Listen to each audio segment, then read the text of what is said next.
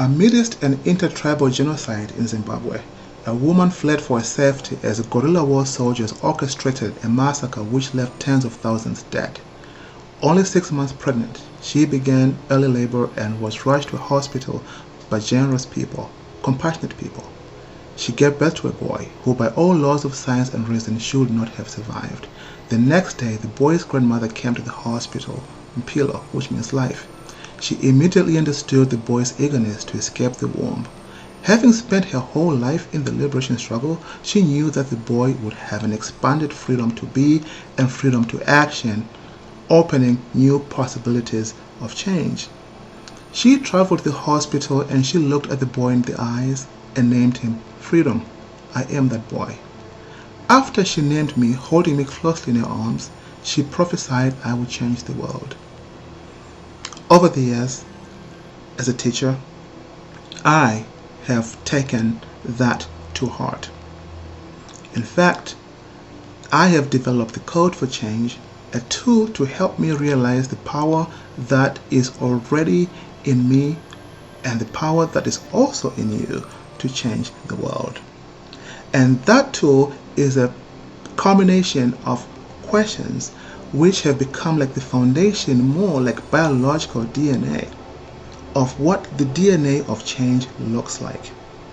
I use questioning because a question does engage us, an answer does close an engagement. And in many cases, this is appropriate since answers are often useful, but they are questions about human beings, questions about our way of acting and thinking, which might not have answers, but instead require that we settle down and live with them.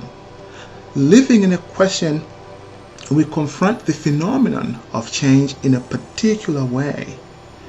And standing authentically in these questions, I invite you to think about the DNA of change and what's now possible for you.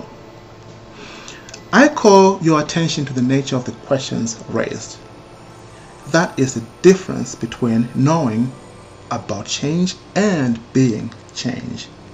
So there is a distinction of change itself, and there is a concept of change. The 5 questions: who affects change? What is change? When is change necessary? Why do we need change? And where is change necessary? Are going to guide this discussion and the concepts that I will be looking at on iChange, which is the code that I came up with for the DNA of change. The elements that need to be there or to be expressed for change to happen. I for integrity, C for a created context, H for harmony and homeostasis, A for agency and authenticity, N for navigation and neuroscience, G for generosity and growth mindset, and E for expression of those elements. And we will go over those, but in the DNA of change, they don't work in a particular order. It's not a linear process. So let's think about who does affect change. Short answer, all of us and everything else in the universe. The challenge of change is determining how we can perceive it clearly enough to offer any kind of qualified advice on how things might be altered. Change in itself is not a positive or negative force. It is only observable as a consequence of what has come before.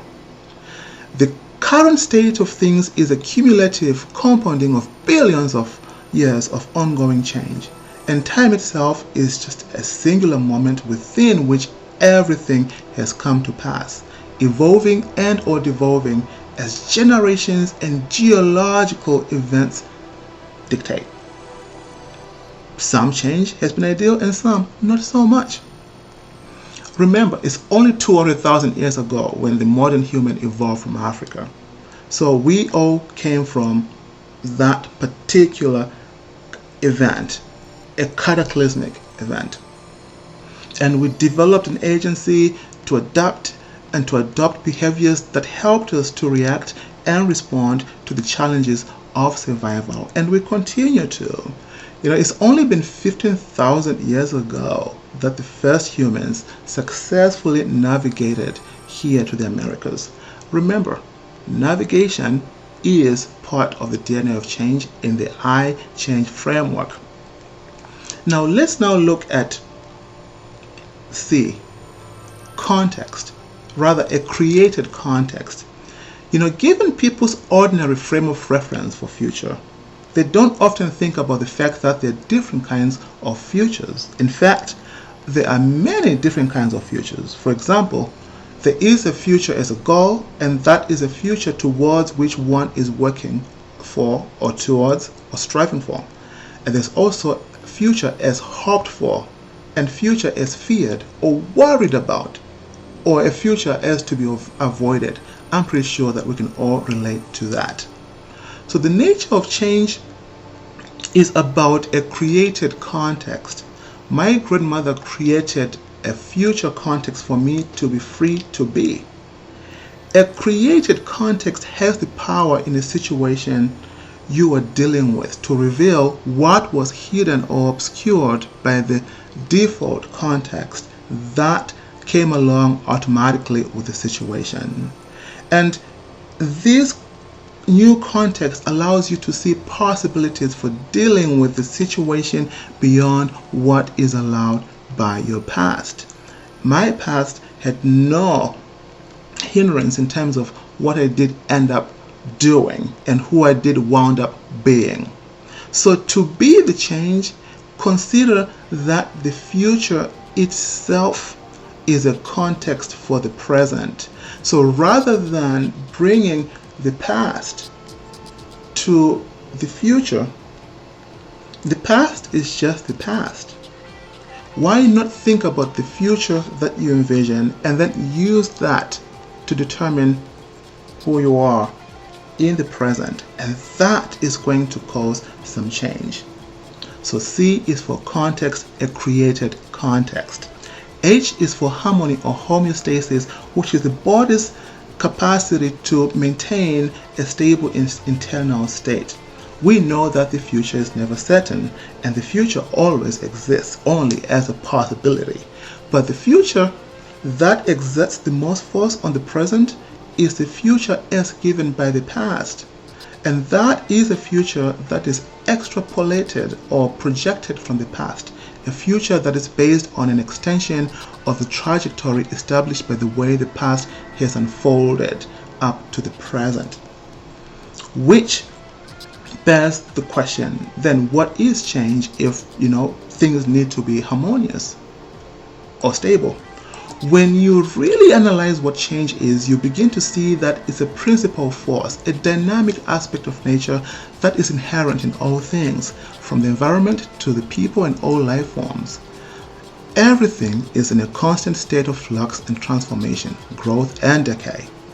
The human imperative is to observe, contemplate, and carefully measure how we should or should not affect change.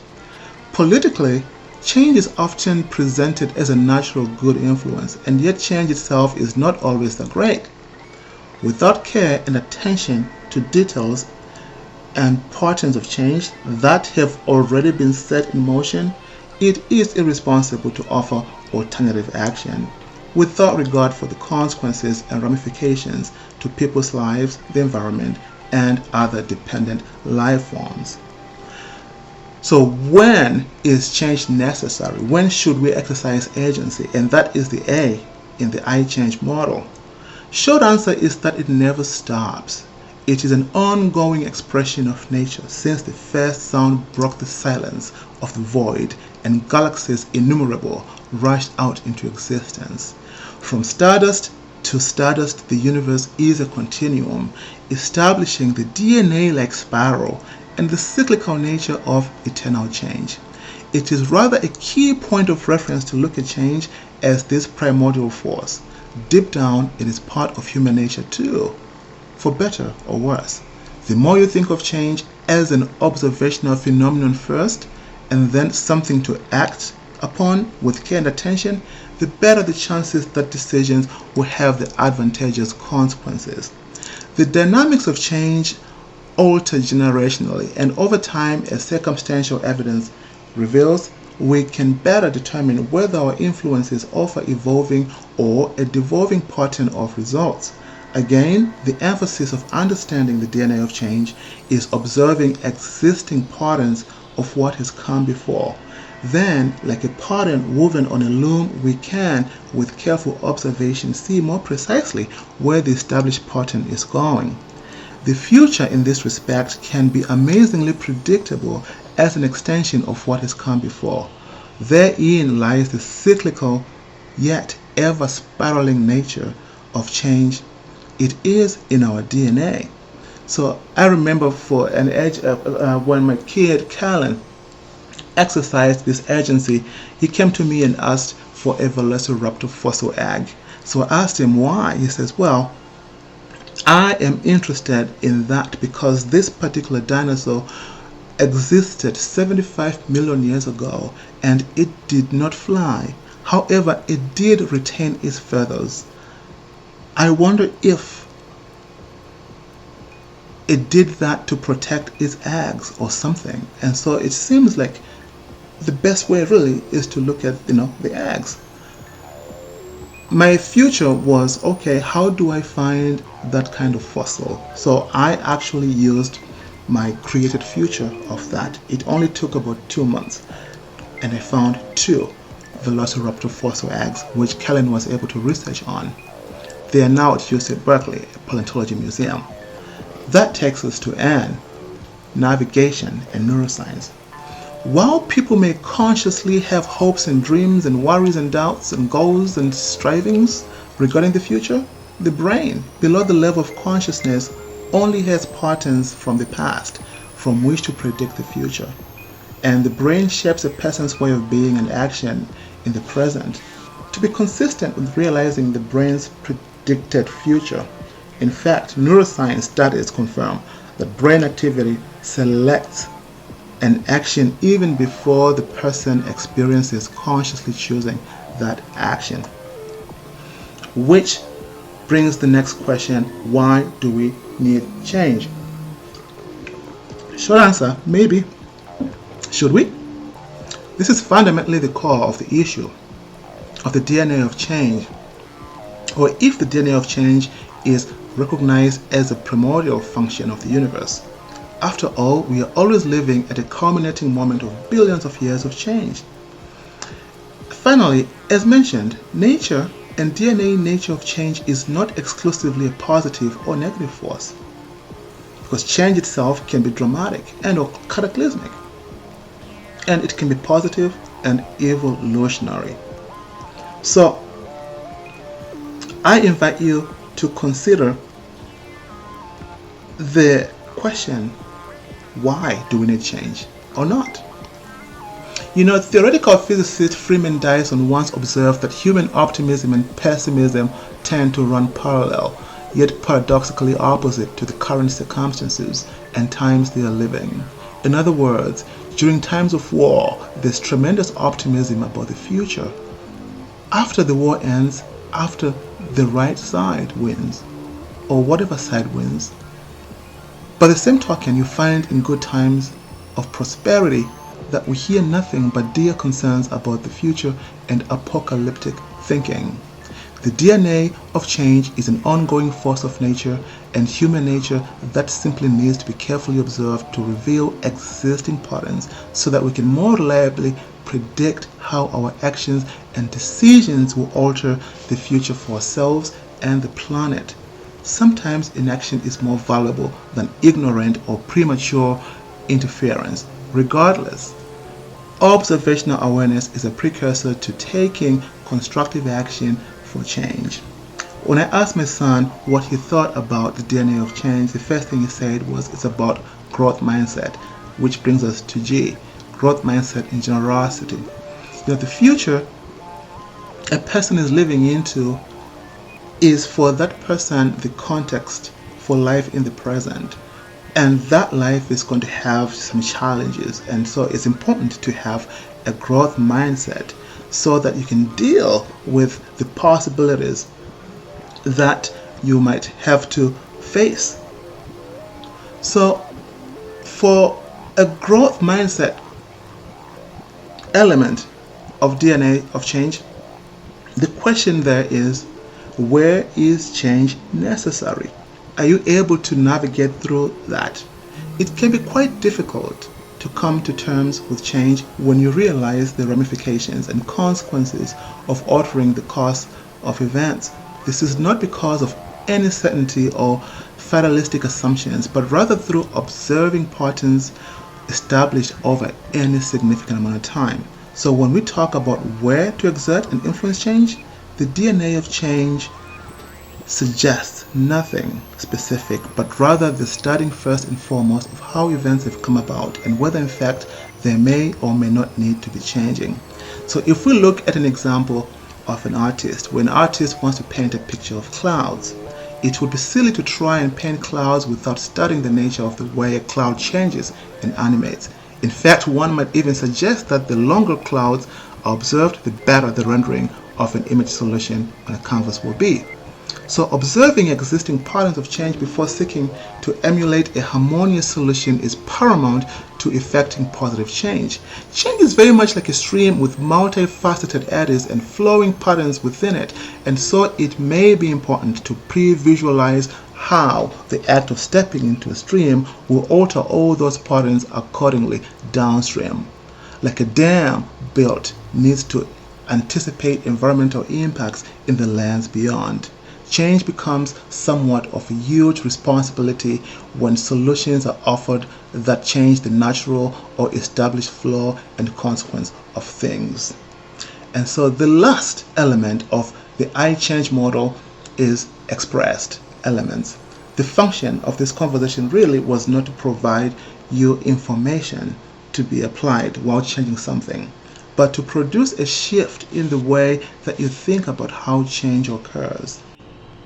The DNA of change is an idea that is worth not only sharing but experiencing.